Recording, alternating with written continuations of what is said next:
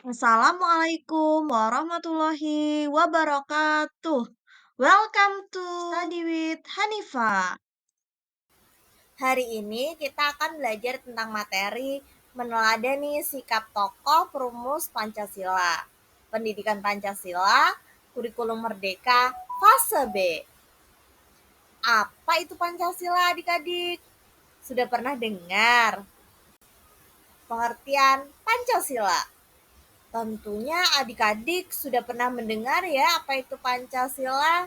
Pancasila adalah dasar negara kita.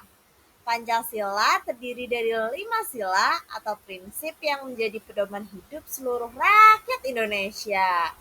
Pancasila berasal dari kata panca yang artinya 5 dan sila yang artinya dasar atau prinsip. Jadi Pancasila adalah landasan untuk kita berperilaku di negara Indonesia. Yuk kita simak tokoh-tokoh perumus Pancasila.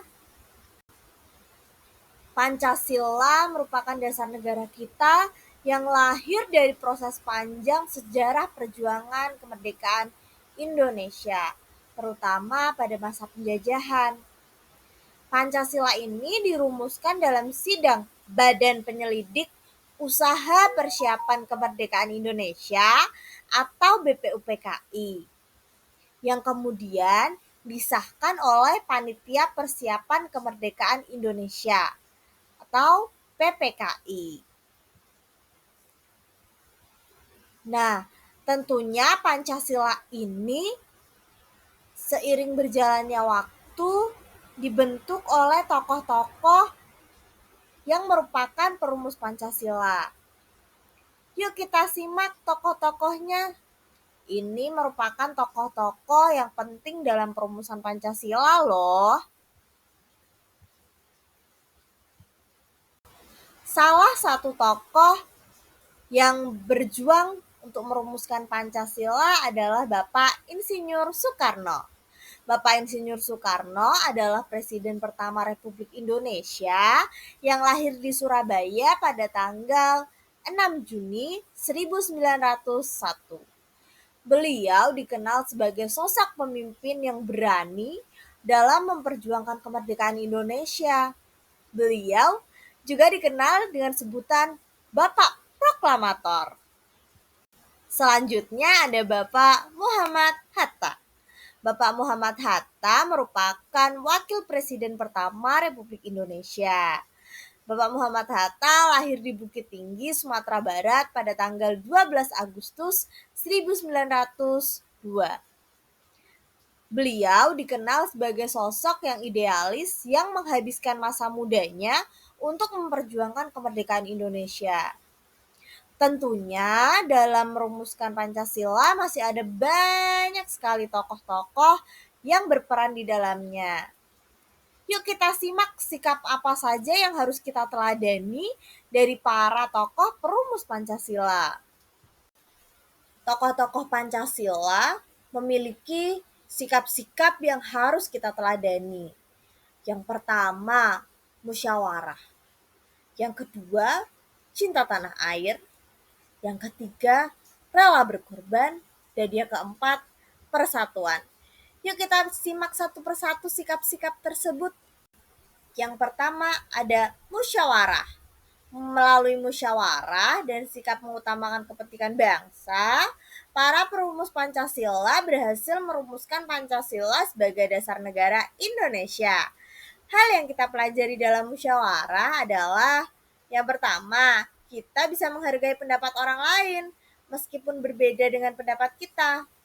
Yang kedua, kita juga tidak boleh memaksakan pendapat kita terhadap orang lain. Yang berikutnya ada sikap cinta tanah air. Cinta tanah air adalah perasaan kasih sayang, kesetiaan, dan kebanggaan yang mendalam terhadap negara tempat kita dilahirkan dan dibesarkan. Contoh sikap cinta tanah air.